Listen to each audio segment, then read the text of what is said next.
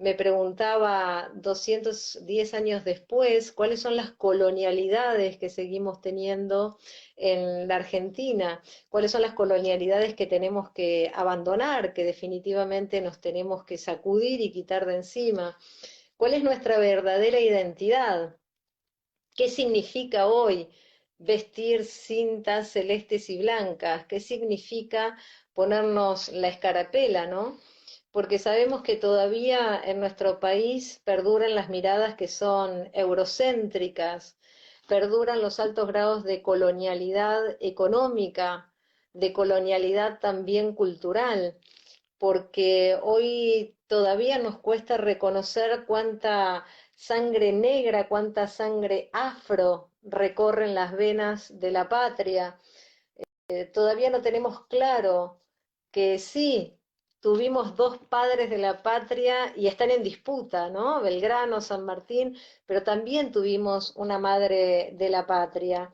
Y no es una dama de la beneficencia, ¿no? Estamos hablando de una mujer que fue capitana, una mujer que fue capitana y que fue negra, una mujer de armas tomar, una mujer que quiso luchar en el campo de batalla. Y esos son nuestros orígenes. Y por eso mismo es que creo que hoy tenemos que reflexionar en torno de cómo asumir esos pasos iniciales con toda la integralidad, con todo lo que ha significado y no con la letra que Bartolomé Mitre solo nos quiso dejar. Me parece que hay que hacer esfuerzos extraordinarios por poder difundir justamente cuánto de esa patria fue construida con la sangre afro, con las mujeres, con los invisibilizados, con los silenciados de la historia. Sabemos que aquí se quiso construir una Argentina blanca, europea, y que hoy basta ver los medios de comunicación en general para ver cómo se siguen reproduciendo esas prácticas coloniales, esas estéticas, esas lógicas también de producción. Se conoce mucho más entre los niños y las niñas el hombre araña, Spider-Man, que el Eternauta. Y ese es un punto de reflexión porque en la Argentina tenemos héroes colectivos, eso ha sido revolucionario en el plano de las heroicidades.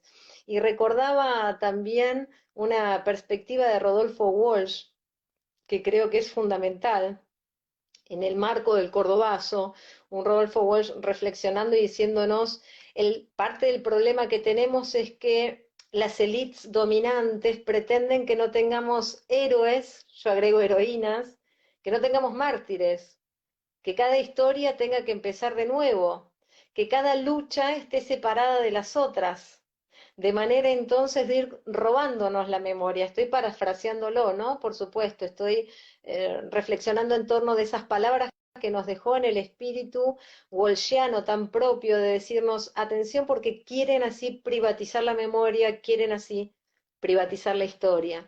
Entonces, como tenemos un tiempo determinado, además de plantear estas preguntas y por supuesto para quienes nos están acompañando en este momento y me encantaría que puedan hacer reflexiones en este sentido y que vos luego las puedas amplificar, les traje la historia de María Remedios del Valle, una historia que rescaté hace más de una década en un libro que compiló historias de argentinos y argentinas.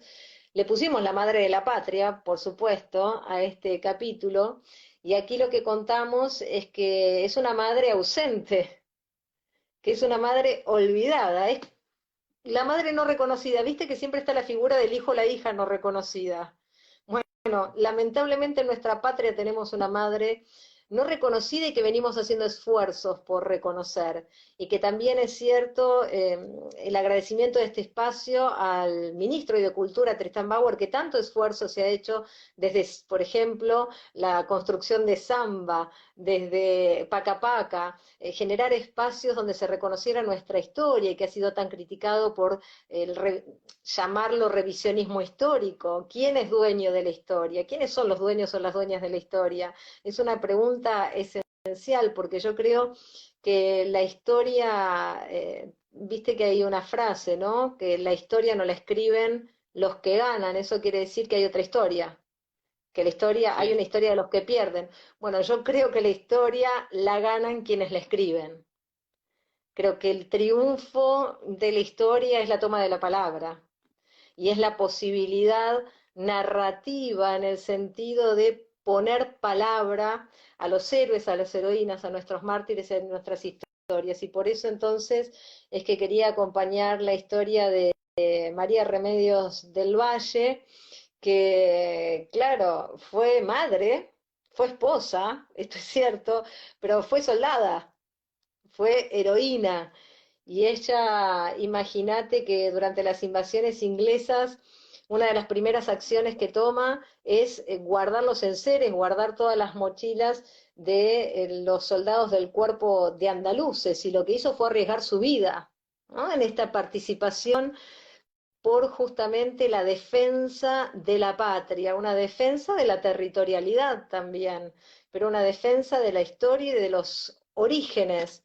Un 6 de julio de 1810, ella se sumó al ejército auxiliar del norte, lo hizo con quien era su marido y lo hizo con dos hijos que tenía en ese momento. Y era una mujer entre hombres. Nos tenemos que imaginar a una mujer aguerrida, negra, entre hombres. Y digo y refuerzo también lo de negra porque siempre ha habido desclasados, siempre ha habido olvidados y hoy lo tenemos con suma claridad. Tal vez por eso no haya sido reconocida como la madre de la patria. Tal vez por eso incluso al propio San Martín lo fueron emblanqueciendo, europeizando. Si vos vas viendo los distintos retratos que se han hecho del propio San Martín, es interesante ver eso también. Bueno, les contaba de María Remedios del Valle, que obviamente, siendo mujer, quería construir los destinos de la patria y por eso se presentó el 23 de septiembre de 1812 en las vísperas de la batalla de Tucumán, esto es lo que se ha podido reconstruir, ante Belgrano. Fue ante Belgrano y le dijo, por favor, que aunque sea la dejara asistir a los heridos que iban a surgir seguramente, y Belgrano le dijo que no, ¿no? No, no la dejó. Pero lo que no tuvo en cuenta Belgrano fue la decisión, yo tenía la conciencia histórica seguramente de María Remedios del Valle, que fue igual y que estuvo igual allí en la batalla, ¿no? Actuó en la retaguardia, esto es lo que se cuenta, y se convirtió en leyenda entre la tropa. Es decir, que los relatos del presente la tenían ya como una heroína.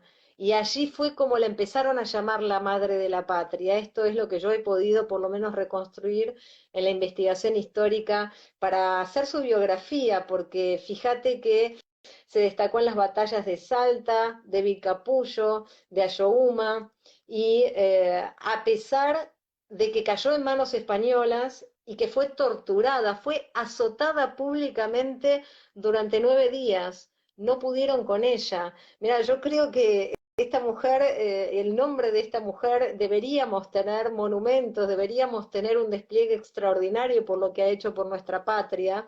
Sobrevivió, como te decía, a ese castigo, se escapó y se perdieron las noticias sobre ella, ¿no?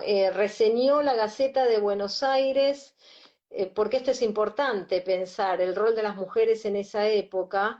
La Gaceta de Buenos Aires, le voy a leer un textual, contó cómo las mujeres pudientes, las de los recursos económicos, la del dinero, pero no sé si la del ser aguerrida, ¿no? Aguerrida en el sentido de la toma de armas que habíamos referenciado.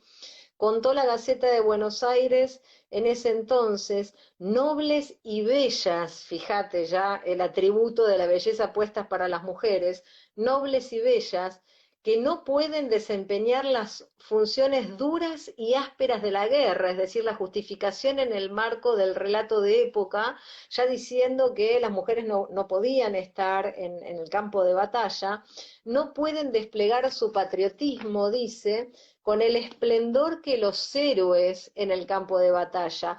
Por eso, dice la Gaceta de Buenos Aires que les estoy leyendo, desahogaban su patriotismo comprando fusiles y mandándoles grabar su nombre en el fusil que costean. ¿Quiénes eran esas mujeres? Que vas a ver porque son las que conocemos. Mariquita Sánchez de Thompson, Sí. Carmen Quintanilla de Alvear. A ellas sí las conocemos, ellas sí han tenido un rol en la historia y caramba, lo que hicieron en ese momento, poner plata para comprar fusil y pedir que mandaran grabar su nombre, cuando lo que quiso hacer María de Remedios del Valle es grabar su nombre con sangre en la tierra de la patria. Qué diferencia extraordinaria. Por eso, cuando hablamos de cuestiones de géneros también, hoy yo digo siempre no, ojo, porque siempre y en toda la historia hubo mujeres que tomaron posesión y dominio de la territorialidad, de las transformaciones, de las revoluciones, de las luchas, solo que no han sido contadas. Esta historia cuando la reconstruí hace 10 años estaba terriblemente olvidada, hoy ya es distinta la situación. Bueno, lo cierto entonces es que les contaba que se perdió el rastro de María Remedios durante muchísimo tiempo, hasta que la historia cuenta que el general Juan José Viamonte iba caminando por las recobas, en la recoba, por lo que es hoy la Plaza de Mayo, y ve a una mujer mendicante. Había siempre una mujer allí que vendía pastelitos. La describen así, mira, encorvada, envuelta en un manto de payetón parduzco, ofreciendo pastelitos. Y la cuestión es que Viamonte la reconoce.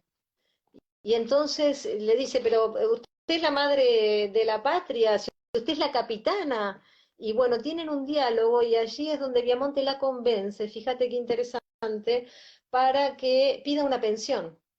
Porque lo que le pasó a María de Remedios del Valle es que perdió a su marido y a sus dos hijos.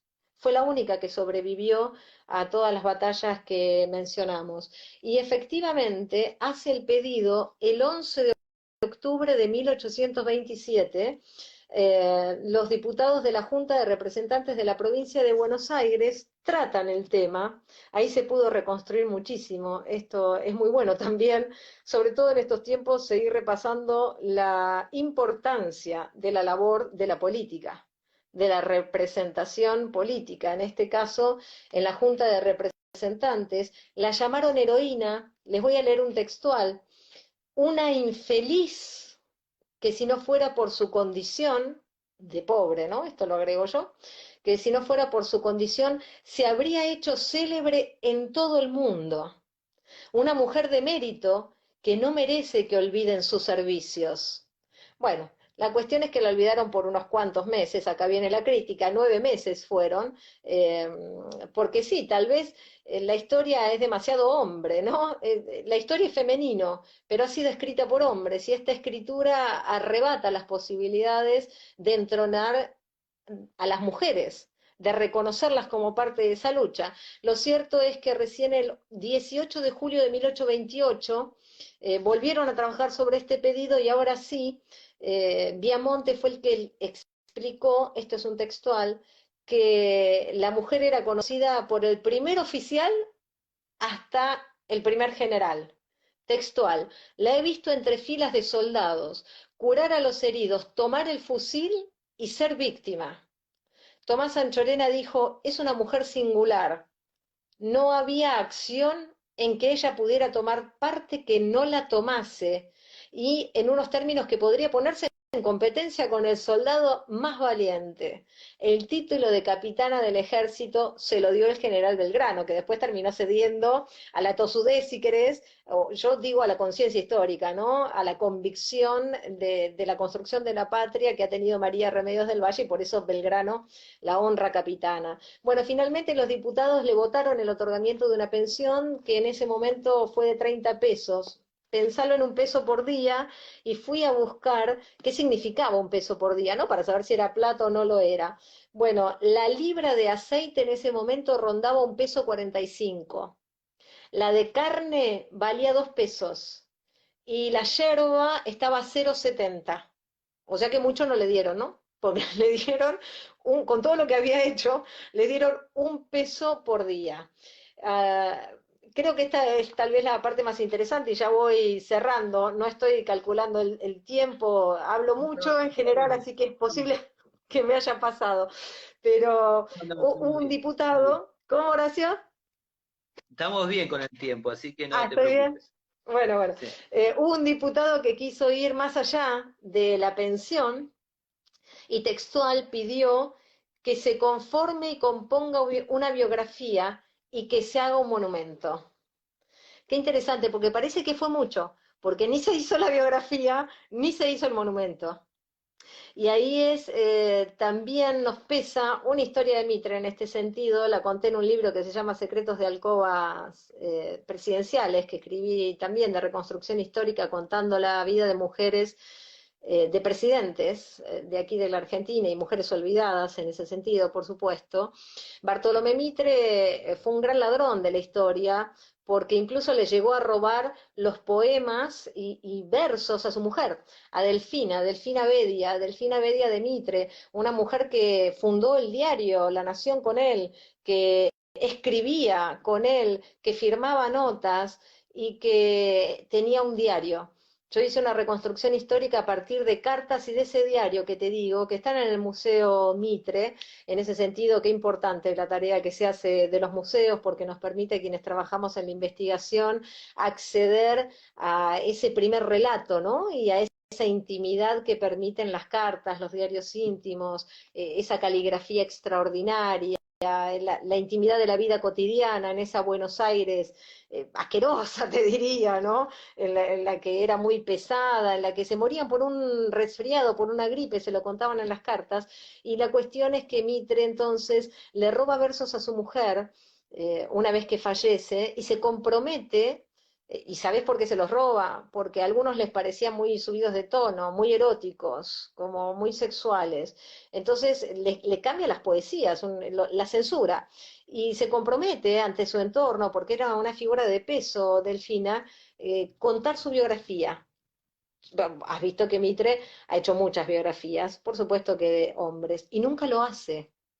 Nunca, con todo lo que escribió Bartolomé Mitre, nunca hace el libro de Delfina. Bueno, pasó lo mismo con María Remedios del Valle, nunca le hacen su biografía en ese tiempo como se había pedido, y fíjate que cuando hace unos años volví a ver qué había pasado con la figura de María Remedios del Valle. Este capítulo que te conté tiene una década, y hace unos años volví a ver y ya la situación era otra, al punto que, a ver, cuando hice esta biografía, ella murió el 8 de noviembre de 1847. ¿Sabés que se había cambiado el nombre? Esto también es muy bueno. Remedios Rosa se puso para hacerle un homenaje a Juan Manuel de Rosas, que la había ascendido a sargento mayor en 1829.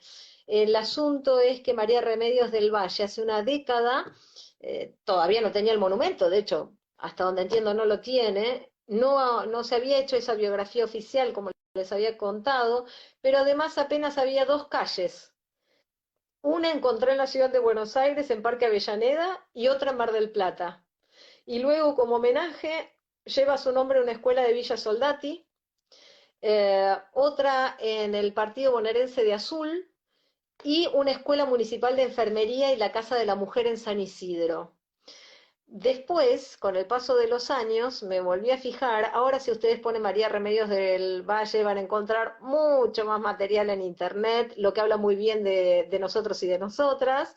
Y te decía que hace unos meses, hace unos años, perdón, por iniciativa de la comunidad educativa de la escuela número 25 de Santa Rosa de la Pampa, ahí teníamos pampeanos presentes y pampeanas, querían entonces hacer el monumento. Esto es interesante. Bueno, la noticia, ¿sabés quién la dio? Y acá voy a cerrar un poco los conceptos que quise traer hoy. La noticia parecía absolutamente perdida. La dio una radio que se llama Radio Kermés, la primera radio de La Pampa surgida al calor de la Ley de Servicios de Comunicación Audiovisual. ¿Y por qué digo que está vinculado? Porque creo que tenemos grados de colonialidad altísimos. Raúl Eugenio Zaffaroni dice tardocolonialismo para distinguirlo de ese periodo colonial inicial del que estamos hablando en los principios del 1800.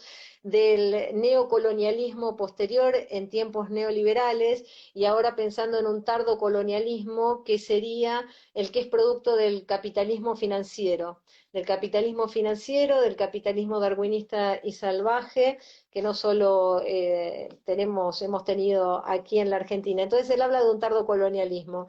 ¿Y qué tuvo de relevante la Ley de Servicios de Comunicación Audiovisual? Que vino justamente a impulsar, por ejemplo, la producción local, deuda de la democracia, porque sabrá muy bien quienes nos están escuchando y acompañando ahora que lamentablemente las producciones locales son muy escasas. Tuvieron su movimiento por la Ley de Servicios de Comunicación Audiovisual. Y fíjate qué interesante, esta radio creada a partir de la Ley de Servicios de Comunicación Audiovisual es la que daba la noticia de la iniciativa de la escuela allí en La Pampa, comprendiendo entonces también lo que decía Rodolfo Walsh, que necesitamos saber quiénes son nuestros héroes, quiénes son nuestras heroínas, quiénes fueron nuestros revolucionarios y revolucionarias, con qué sangres construimos nuestra patria y de qué manera podemos honrar su memoria hoy, evidentemente trabajando en periodos decoloniales, trabajando en dónde podemos encontrar estos rasgos todavía coloniales, porque tenemos claro que el fin del colonialismo político, entre comillas, si podemos considerar que lo tenemos, no significa el fin del colonialismo económico ni cultural, y que entonces es necesario plantearnos incluso desde las micro resistencias, porque muchas veces ocurre que alguien puede decir, bueno, pero yo qué puedo hacer desde el lugar en el que estoy. Mucho. Puedo trabajar por la representación de las subjetividades en el marco de los medios de comunicación, en el aula si soy maestra, si soy maestro, si soy profe, en el club de barrio cuando tenga la posibilidad de tener una iniciativa como aquí, en el Museo del Cabildo. ¿Qué voces tendrán visibilidad? ¿Qué voces son las que faltan? ¿Cuáles son las ausentes? Porque estamos hablando de una batalla cultural que se sigue dando en la Argentina, que tiene que ver con esa disputa, con la disputa económica, pero también con la disputa informativa.